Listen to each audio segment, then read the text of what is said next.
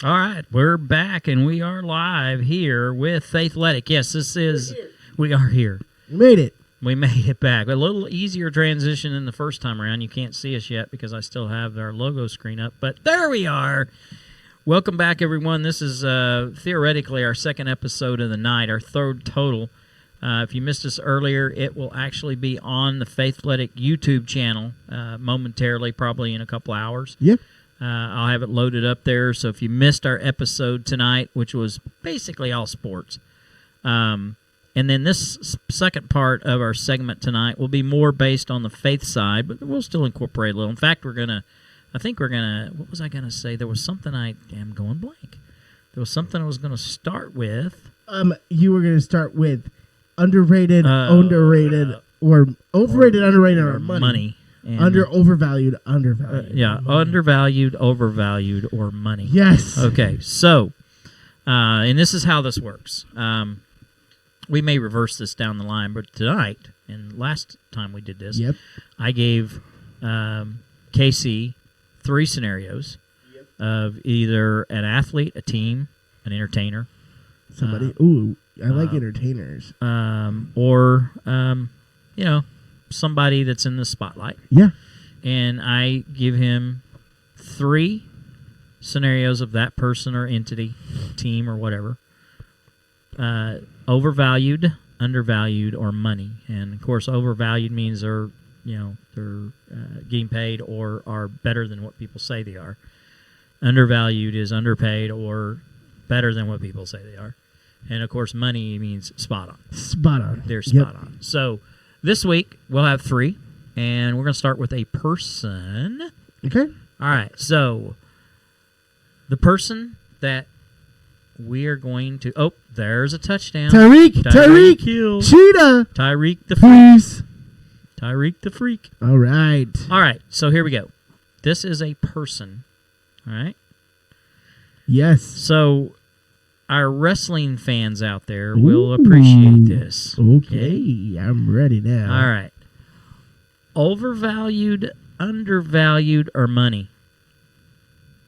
Le Champion, Chris Jericho. I was hoping you'd say this. The AEW champion, Le Champion. Le Champion.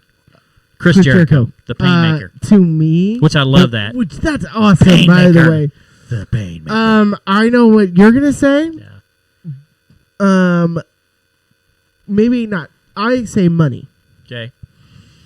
I think Chris Jericho is one of the best mic guys of my generation, and I think that holds value within itself. We're only talking about 5 years here. He has reinvented himself so much right now within All Elite Wrestling. Yeah. It is the best version. I dare say the best version of himself that he's ever been since probably Y2J when he came in. But, I mean, he's an undisputed champion, the first ever undisputed champion in the WWE, and held all sorts of titles. He is so good. He is one of my favorites of all time. So it's hard for me to say. I mean, other than The Rock, Chris Jericho is my second favorite wrestler of all time, easily for me. Yeah, and of course, what I'm going to say is agree or disagree. You said money. Yeah. When I have to give a little bit of I have to value myself a little bit because I grew up watching wrestling in the early 60s. Sure. Or, I'm sorry, late 60s, not that old. Late 60s, early 70s. And so I have seen the generational stars that are true generational stars. And the roots of Cody Rhodes, who is the booker and part owner, correct, of the AEW. Yes. I know what his beginnings started from because I know how his father started. And it drives me absolutely crazy that the wrestling itself gives so much credit to Eddie Graham, who basically was given credit for Jack Briscoe Sure. giving credit for Dusty Rhodes. Dusty Well, I got Rhodes. news for you. Dusty Rhodes got his Dusty start in Rhodes. Amarillo, Texas. So, and guess where Eddie Graham learned to be a promoter? He learned it in Amarillo, Texas. The Funks. So, the Funk Dojo. You know, yes, I give tremendous amount of credit to Eddie Graham for what he did in Georgia in Florida Championship Wrestling, but he would have been nothing without Dory Funk Sr. That's Sure. where it all started. Sure. So here I go. Why I've seen Terry Funk, who's been my favorite wrestler since I was like 2 years old. But a child, yeah. Uh-huh. And I've seen Terry reinvent himself. Sure. To probably be, you know, anybody that knows anything about wrestling, probably had the biggest longevity any wrestler ever. Oh yeah, he was around forever. And had a WWF run in the 90s, early 90s, even in the late 90s. Yeah, actually. Yeah. And he was a world champion. He was the NWA world champion. So 10 pounds of gold that everybody says is the greatest title in the world. Would you have your book in the car? You have? Yeah. Oh, okay. Anyway, Terry Funk held that title. Anyway, long story short, what Chris Jericho, it's impressed me because you started talking about when the AEW came along. And Yeah. Chris Jericho's going to be the champion. Go, really? He just doesn't do it for me. But the last few weeks, I've been watching his promos. Come on, I'm not baby. a big fan of his wrestling, but he can get in front of the mic and he can make people hate him, and that's really the key to being a great heel is get people to hate you. You didn't even see, last week, or I don't even, if you watch it this week, his new finisher is a back elbow that I guess to I the missed head. that. It's called the Judas effect. Is that the one where he runs behind him? Yes. Yeah, I've seen it. Yeah. Yeah. Interesting move. Yeah. Not sure how I feel about it, but still, like, I love Chris Jericho, Le Champion. A little bit of the bubbly. All right, so a little bit of the bubbly. All right, so this is a entertainer. Okay. All right. Overvalued, undervalued, or money? I'm ready. You ready? You sure? Yeah. I'm sure you're ready for this. Elton John. Oh, man. Undervalued. Undervalued. No, I think Elton John is one of my. He's just to me. He has some of the best. Now he's a lot like Springsteen, actually, in the sense that he doesn't have a whole lot of hits. Like he's got a contraire. few. No, I'm just saying number ones. Okay. Springsteen never had one number one in his whole career. I think Elton John's got a pretty similar career. He in the 70s was ahead of his time, I would say, because he was so flamboyant back in the 70s and people didn't really know what to think about him and all of that. Like he was way ahead of his time. He's got one of the best voices to me. I mean, piano players. Goodbye Yellow Brick Road's one of my favorite songs. One of the best piano players of all time. Oh yeah, ever. Then you got the Lion King soundtrack. Yeah, something like that. Elton John's great. Love Elton John. Yep. Where are you on that spectrum? I would say money. Just because, money. Now, we were in Las Vegas in 2004, and he was at Little Caesars. Little Caesar's Palace. Yep. I wanted to say Little Caesars. I know. Maybe I'm hungry. And he made me say it. Yeah. And we were going to buy tickets to see him, and then for whatever reason, and I still can't remember why we didn't do it.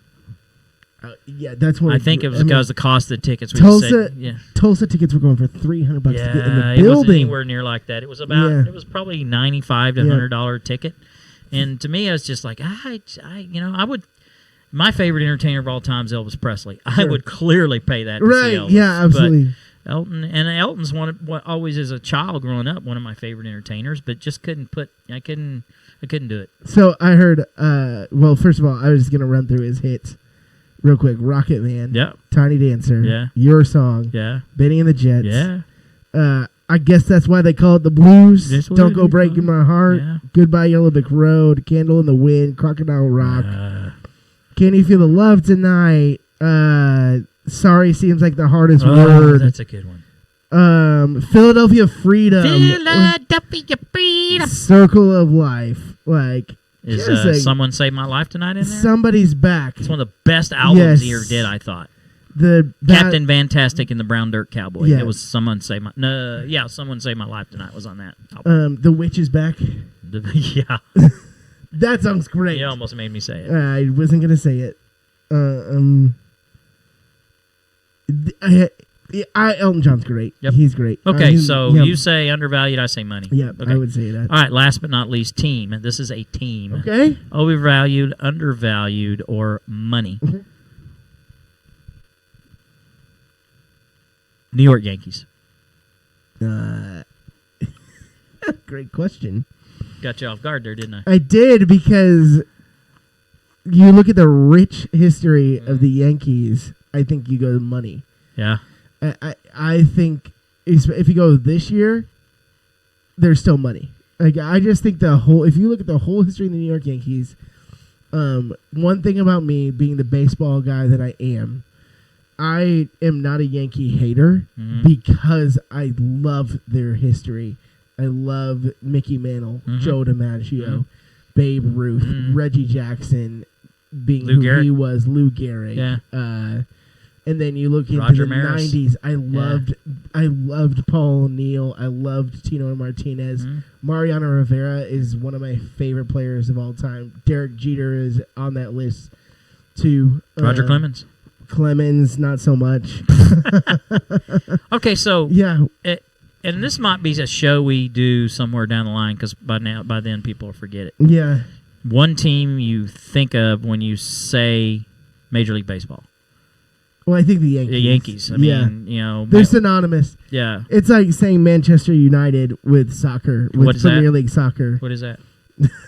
Somebody asked me that, and I go, I don't know. Premier League soccer. USA? I don't know. Yeah, USA. right. I mean- But the first thing I think of is Manchester United. I think everybody would go to that, and I think that's pretty crazy.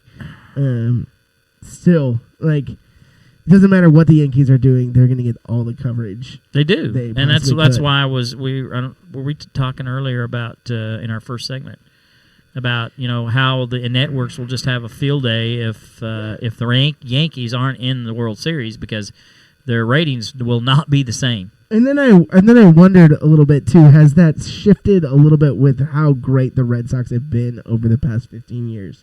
Red Sox have been pretty good. Since 2004, they've been an incredible team, and that whole year was just how they were down 3 yes. games. Oh my god! In the ALCS and 4 days in October, one of the best 30 for 30s, because we were actually in Las Vegas that same weekend about the Elton John weekend when I was going to see Elton John. That was going on. And 15 years ago, baseball was must watch to me. Maybe longer than that. Yeah. When Mark McGuire and that Sosa, year was a must watch 98. year. Yeah, for sure.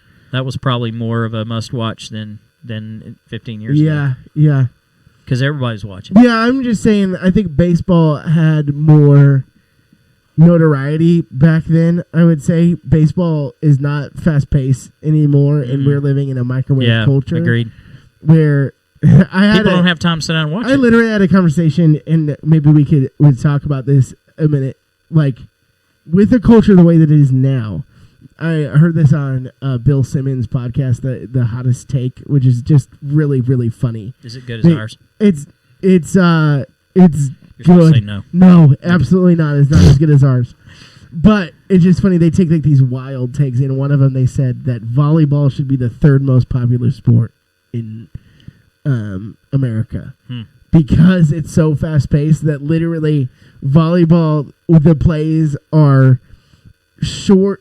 They're exciting to the point, and they last like as long as a pitcher in between pitches. Like, that's true. Like, it's fast. Yeah, it's just a really funny thing is like that they talked about, and I was like, I could actually buy that. The Instagram of sports. Yeah, it is. It is. So okay, all right. So that's our segment for this week, and mark your calendars, jot it down. We certainly will take suggestions on this segment. If absolutely, you want to show us what you come up with on overvalued, undervalued, or money. I love. You got to understand how to play the game. Yep. Now. Give me pop culture references. I love that. I love that you just did Elton John. Yeah, I thought I'd throw you. Big fan of classic rock and all that. So 70s, 80s, 90s music is great. Okay. Yeah. Right. So let's fast forward. Well, not really fast forward. Let's just forward. Yeah. Because we don't have the ability. Moving on. Can't fast forward real time. Yes. We're going to move to our new segment, which is called the Faithletic Spotlight. Yeah, absolutely. And Kyle's going to be in charge of that. Just so if you were tuning in for the first time, what we're going to do is take an athlete or an entertainer or coach. Yep. Or public figure. It could be a politician for that matter. I mean, James Langford would be a great one. Yeah, absolutely. That we're going to talk about. And we definitely at some point want your feedback. For sure. Your opinion. And the more that we're exposed to the social media, the more we want to hear about it on Twitter. By the way, we do have a Facebook Live where you can go to Faithletic. You can go also to our YouTube channel where you can see our past episodes. There will actually, by the end of tomorrow, for sure, there'll be 3 episodes loaded on there. Right, yeah. And then you can also go to our Instagram page, which is it's Faithletic Podcast. And then you can go to @Faithletic for our Twitter. Yep. And, go on there, and we monitor it. I need to get you the password to that, don't I? Need Give to give you me. admin. Yeah, absolutely. So that you can monitor and everything. Love it. Yep. Yep. So we want your feedback, and we want to be interactive. And one of the things we're going to do is we're going to have the ability to have guests that call into our show. We'll have a number that you can call into that we can actually put you on the line. We're still in the process of developing that, but it will happen. And then we're going to obviously have call-in guests, which will be predetermined. And then not next week, because I will be on vacation. You'll be gone. I will be gone. But there will be a show airing from 8 to 9 next Thursday, which will be this segment you're listening to now. Yes, absolutely. But in 2 weeks, head basketball coach Bethany High School Broncos. Come on. One of the top 5 basketball teams in the state.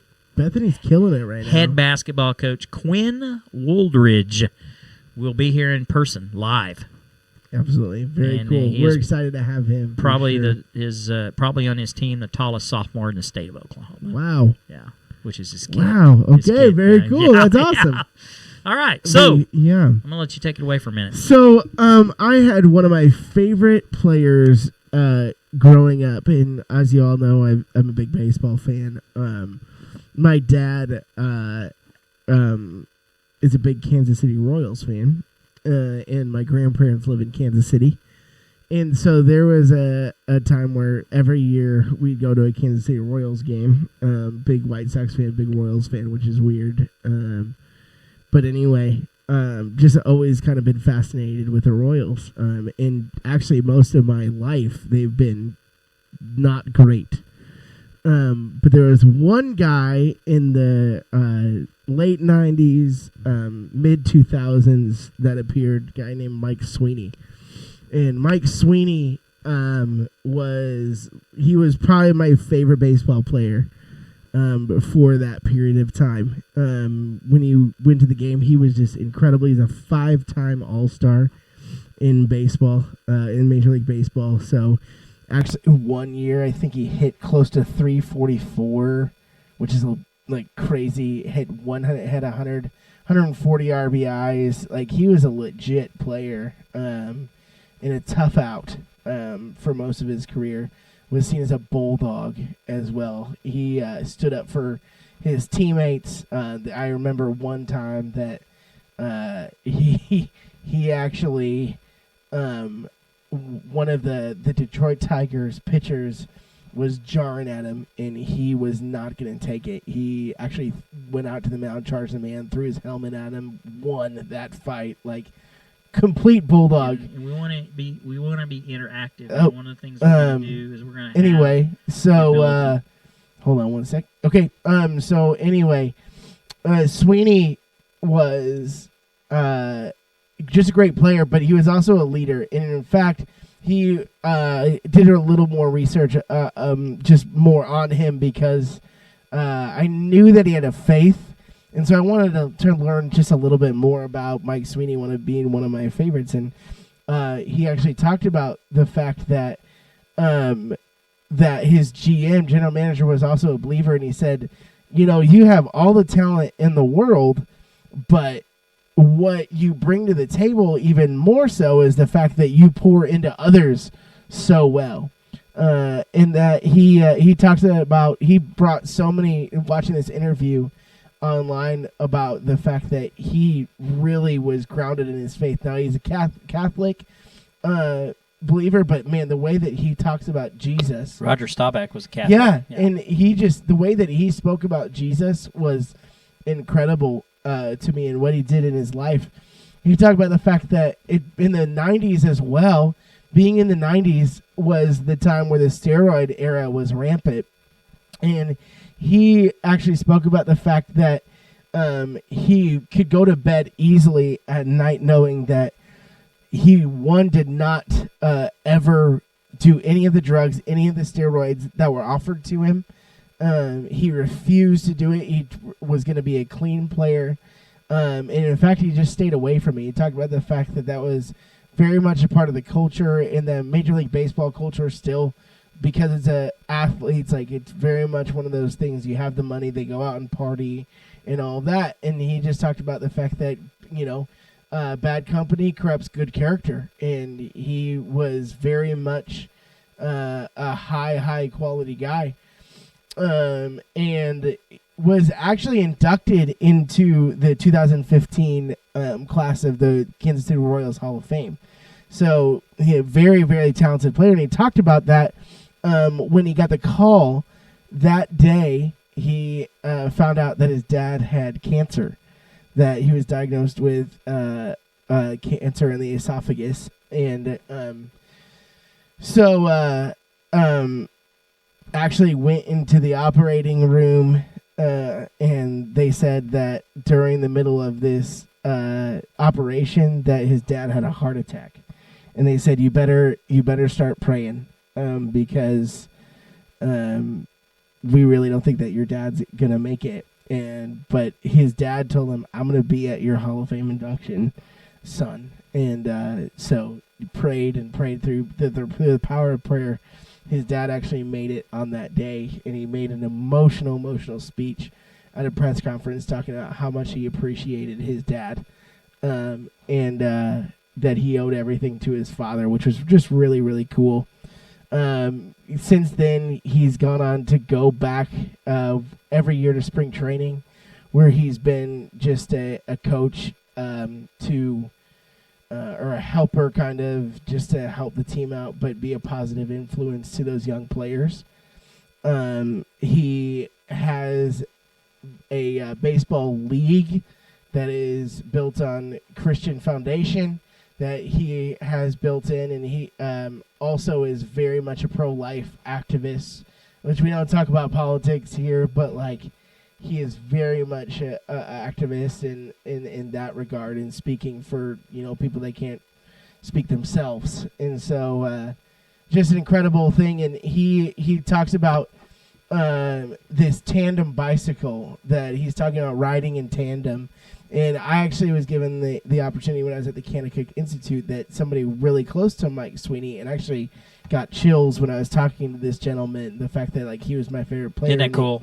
You get that like yeah, gave me a sticker with a bicycle on it that I still have in my Bible, actually, to this day. And it's a picture of a tandem bicycle, and he said that this is just what it says in an interview about that riding in tandem. He says, what a great picture Sweeney shared to demonstrate what our relationship with Jesus should look like.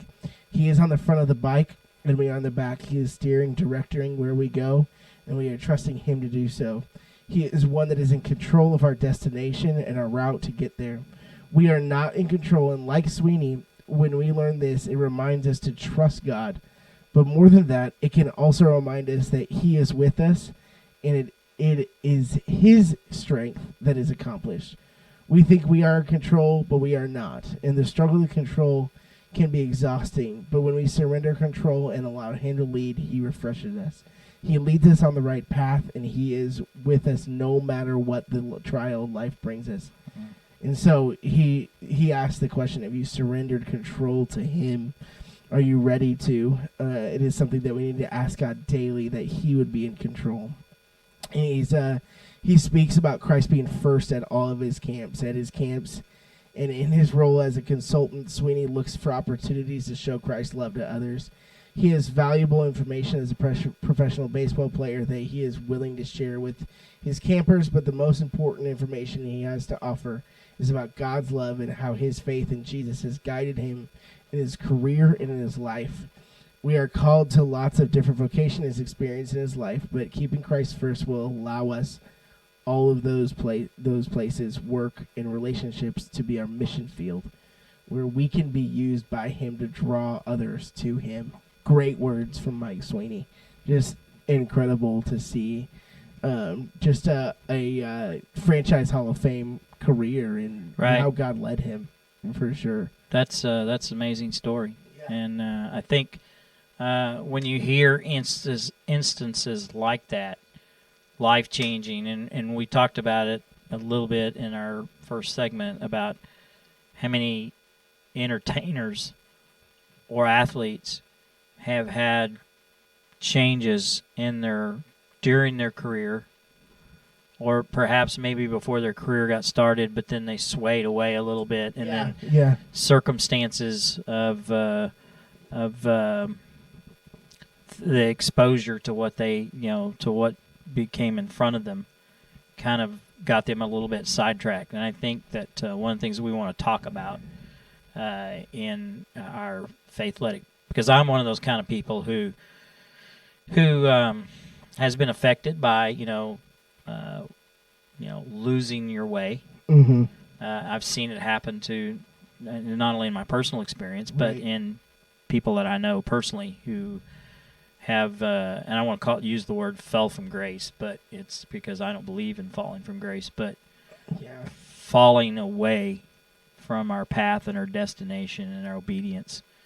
And there's so much of that. I have seen the difference even this year of a coach that has put God first for his players, or maybe not being able to speak explicitly about Jesus, within the locker room, but has made it clear that this is what he wants in his team, and the discipline that he wants his team to have is absolutely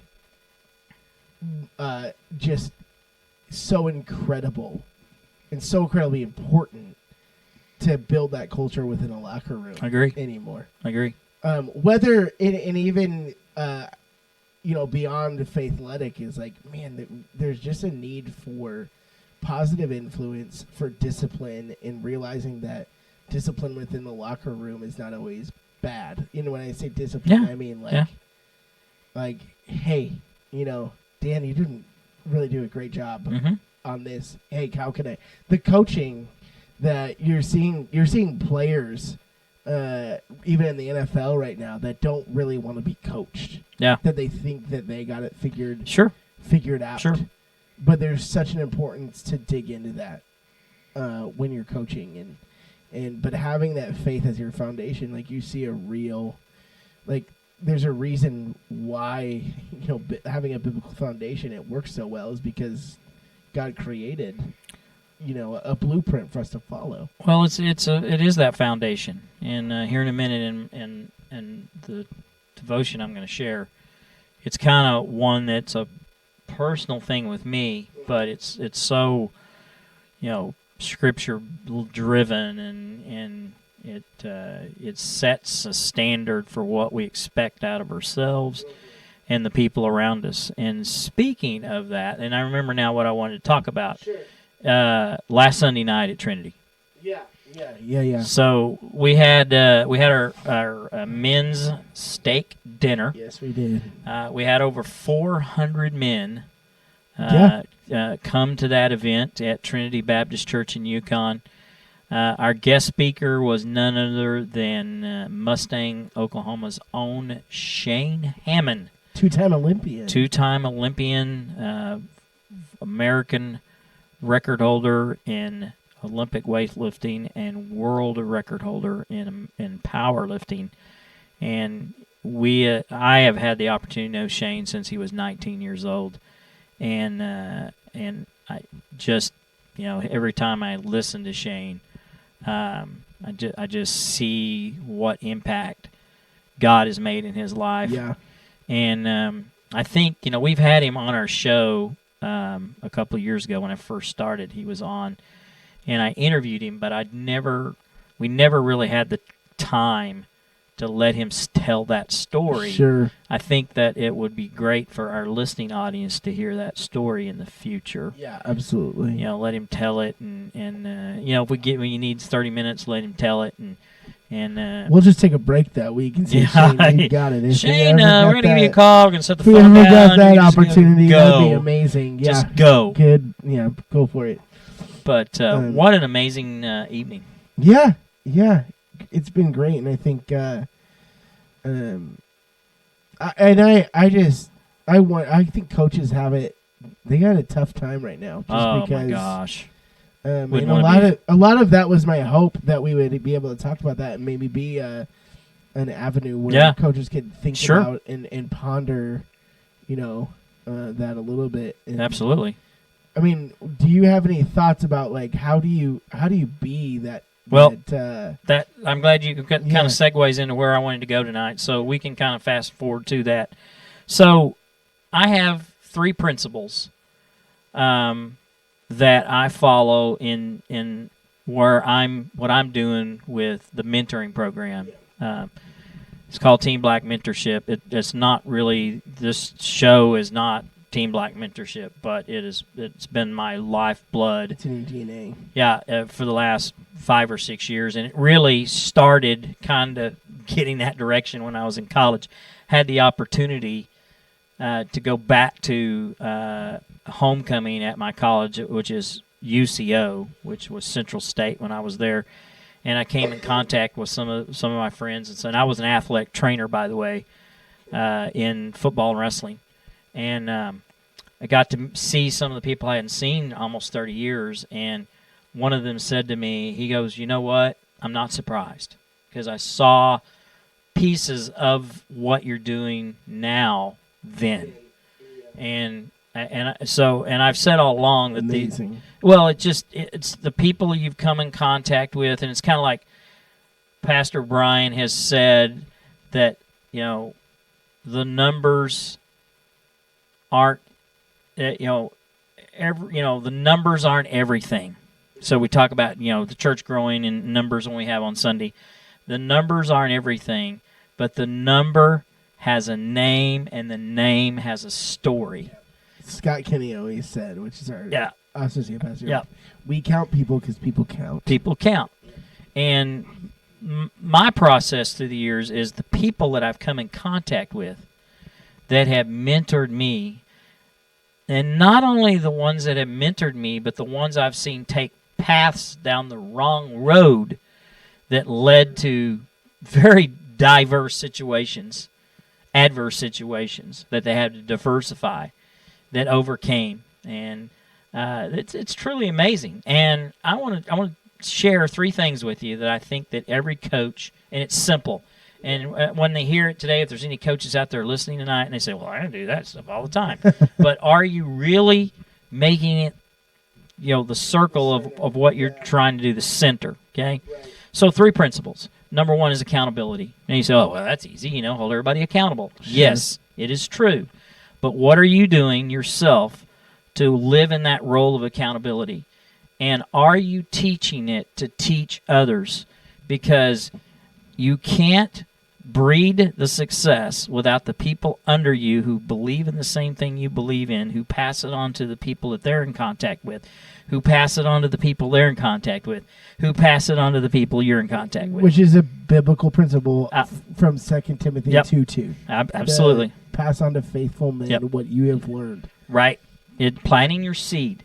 Yeah. Now, you have to, there's a level there of holding, that accountability factor beyond a level that sometimes is beyond comprehension. Okay, so first of all, why did you do what you did? Mm-hmm. What should you have done? Can I count on you to do that in the future? Yeah. Okay, 3 questions. Accountability, right? So we have the conversation. Yep. You think you got your point across. The mistake gets made again. Hey, Kyle. Yeah. We just had this conversation the other day. What did we talk about? Why did you do what you did? What should you have done? Change.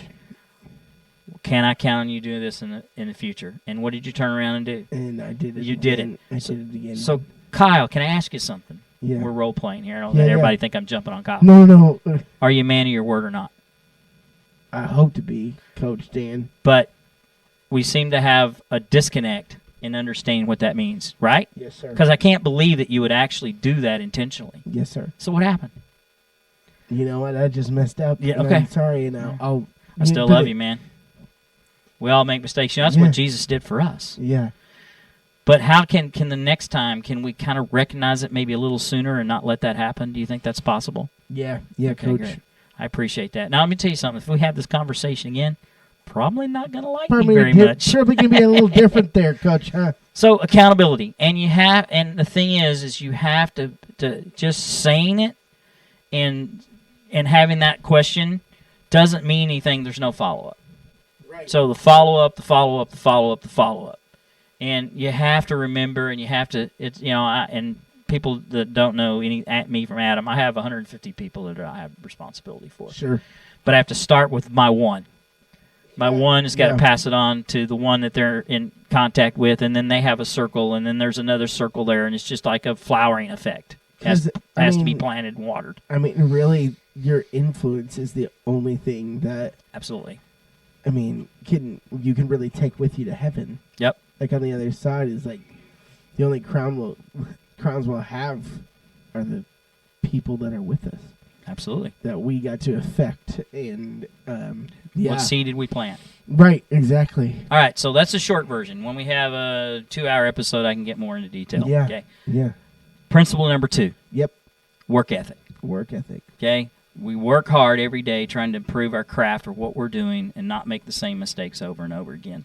Understanding that sometimes there are instances where we have to work harder or work the work of 2 or 3 people because the ones that are around us are not pulling up their end. Right. In other words, I'm not going to do that because they didn't do that. Don't do that. Don't do Work that. hard. Work harder. Work harder than the next person, and eventually that work ethic will rub off and spread and contaminate everyone else.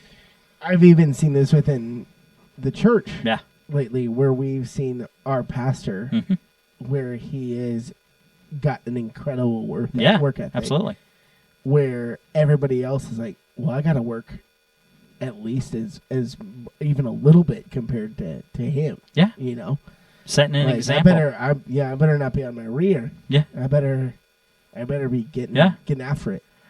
And yeah, like I think again we talked about a microwave society earlier.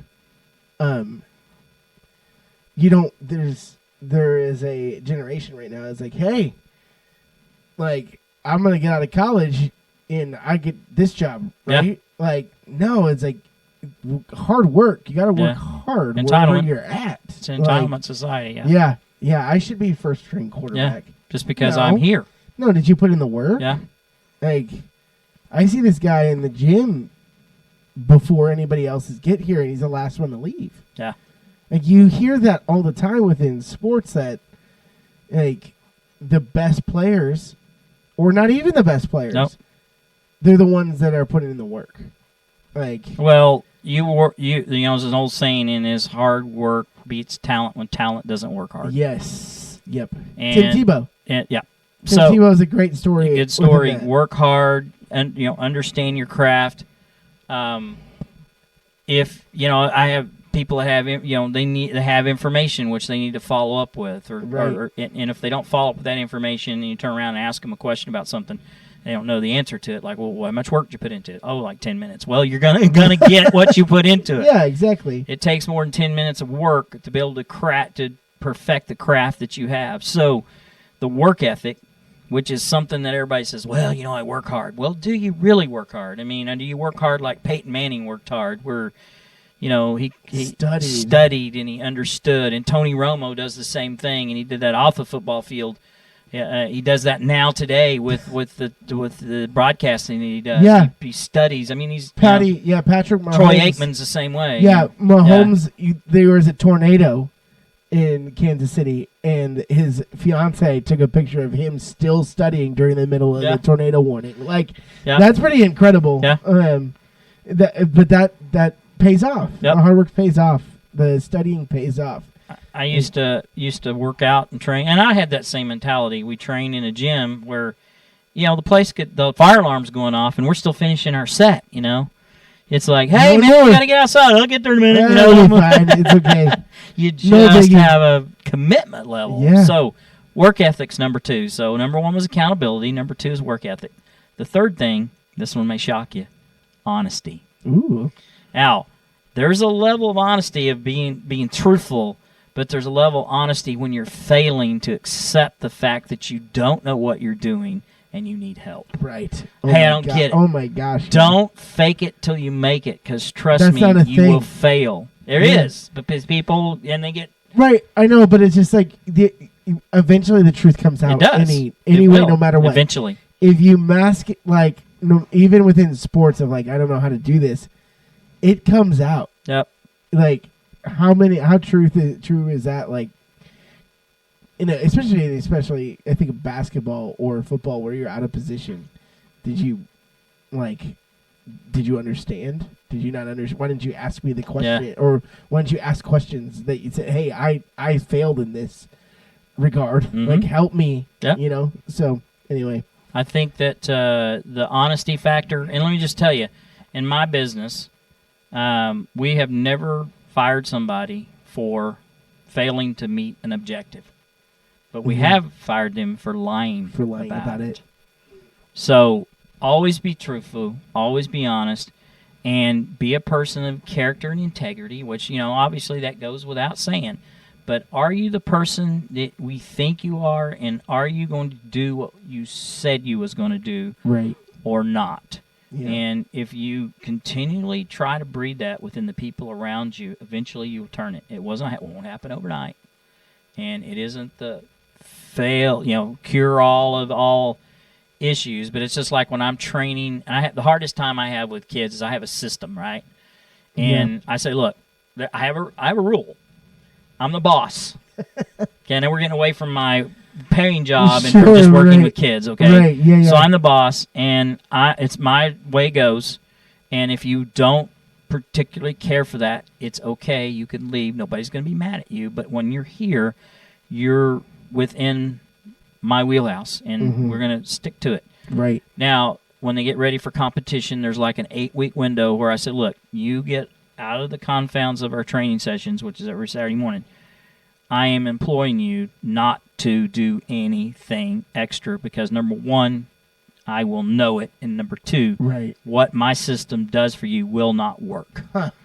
So I've had 90% success in using that process. It isn't, like I say, if somebody shows up and they're, a completely different breed of animal and everything works for them, then it might not work for them. But I'm telling you that, 10 years of using this system, and probably 10 years before that working with it in my own training process, sure, it works. Right. And when we go to competitions, and those that don't know, I'm a powerlifting coach.